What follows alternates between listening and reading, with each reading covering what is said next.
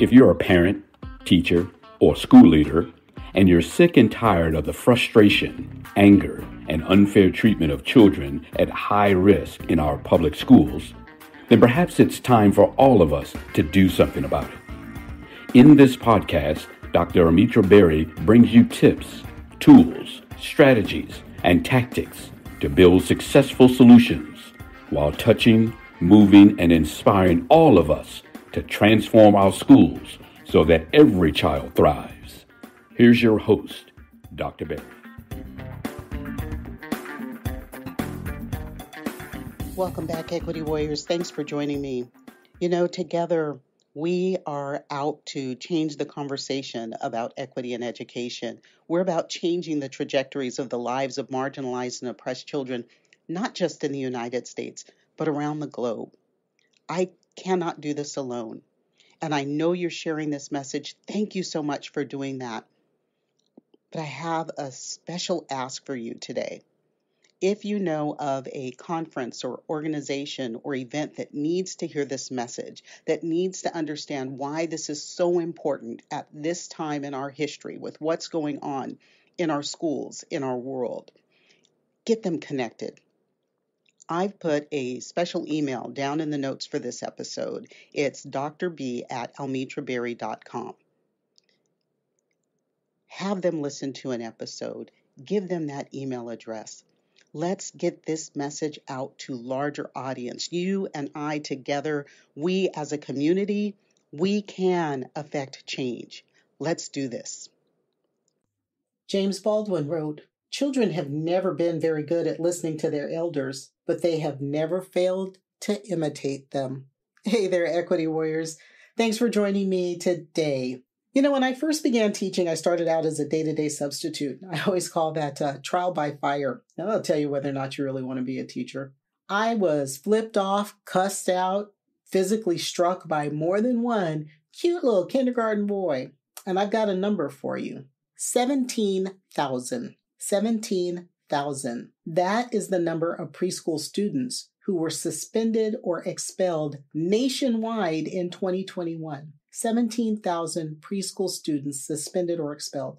There are roughly, or 2021, 1.4 million students in PK. So half of the 17,000 suspended or expelled were, oh yeah, you're going to guess this one, Black boys. Now, no, that is nowhere, anywhere in the neighborhood of proportionate.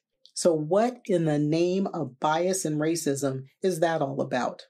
When I read those numbers, I thought about one year I had a student, we'll just call him DJ. Every single year, I had him as a sixth grader. Every single year when we went back through his queue, he had maxed out his suspensions each year. Every single year, he was a day or two from reaching the threshold where he would be expelled and sent to an alternative campus. To say he was a behavioral challenge is a wee bit of an understatement. He was intelligent, though. He wasn't schooled. He lacked foundations in reading and math, and isn't no wonder because he was being sent home all the time. He was angry, some of it rightfully so, but we also did have a diagnosis of ADHD.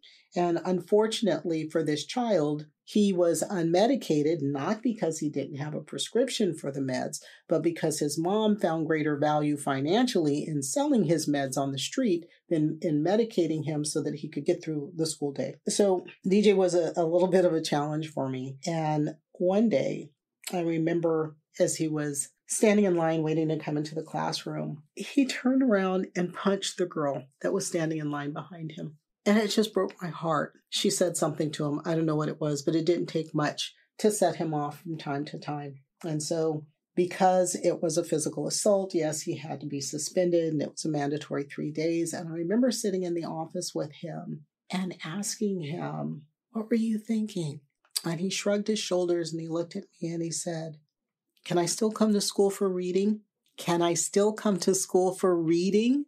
And we had recently, or in that year, we had implemented a reading program. It was for the first time in his life. He was feeling success in class. He was learning. Yes, he was in the sixth grade. He was reading at about a third grade level at the time, but he was experiencing success. He was learning how to read. He was getting excited. We're about to send him home for 3 days for punching somebody. And he says, "Can I still come to school for reading?" And so like any teacher who gives a salt about her kids and their academic success, I set about a way to make that happen. And so we sort of worked it out. And I always say statute of limitations has expired and I no longer work for that school district, so they can't fire me.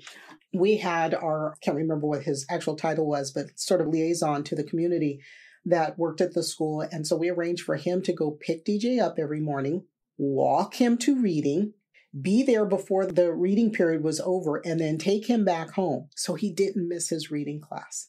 I know that's not supposed to happen. I know had we gotten reported at the time, we probably all would have gotten in a little bit of trouble for that. But we did it for the child. But what's happening in our PKs is what probably happened to DJ very early on in his educational career. We have early childhood teachers, and we know that from research year over year over year, some of this goes way back, that early childhood teachers watch Black boys more closely than white boys when they're expecting challenging behavior. They're looking at the Black boys first, and they're looking at the Black boys more often, and they're looking at the Black boys more. We look at the discipline and teaching practices of early childhood teachers. We find that they are inequitable with our racially minoritized children, so with our Black and brown children. They don't teach them the same that they teach the white kids. And not in a good way. I'm not talking about differentiating instruction. Young students who happen to be expelled or suspended are as much as 10 times more likely to drop out of high school. They're more than 10 times more likely to experience academic failure and in-grade retention. They have negative school attitudes, and they face incarceration as adults 10 times more often than those who are not suspended or expelled in early childhood. When a child is suspended or expelled in early childhood, there's a direct correlation with suspension and expulsion later on. When that is the discipline that's meted out to a 3 or 4-year-old, it becomes the standard for their discipline throughout their academic career. And we know what happens when we take kids out of class. They don't have opportunities for developing foundational skills, much like DJ. Taken out of school year after year after year. And like I said, he was smart. He was intelligent. He just hadn't been educated. Their foundational academic skills, their foundational socio-emotional skills are impacted because we have taken them out of the learning. When they're not in school, especially in early childhood, we're missing all sorts of opportunities for diagnosing any learning disability that they might have or any mental health issues. Well, that's provided we actually have psychologists on campus and nurses on campus and social workers on our campuses to actually do that work. But that's another podcast. When we remove them, we create a provision gap, and we're beginning a discipline gap. Those children are labeled forever as discipline problems. Early childhood education, PK, that should be about fostering and nurturing positive learning and development. It should be about kids getting excited about being in school and about learning and developing that curiosity, right? I just love their little faces when they come to school and they're excited about learning and they know they're going to do some fun stuff. It's not a place for suspending and expelling students. And even soft disciplinary practices, like pulling them out of the group, setting them into a corner. Those things need to be monitored as well, heavily. So let's start taking a look at early childhood education. And if you're an early childhood educator that wants to talk about this, go to AskDrBerry.com. Continue to join me every week. I will answer your questions and bring you experts to help address the topics that you send me. Don't worry about things you cannot change. Let's change the things you can no longer accept. I'll see you next time. That's it for today's episode of the 3E Podcast. Head over to iTunes and subscribe to the show.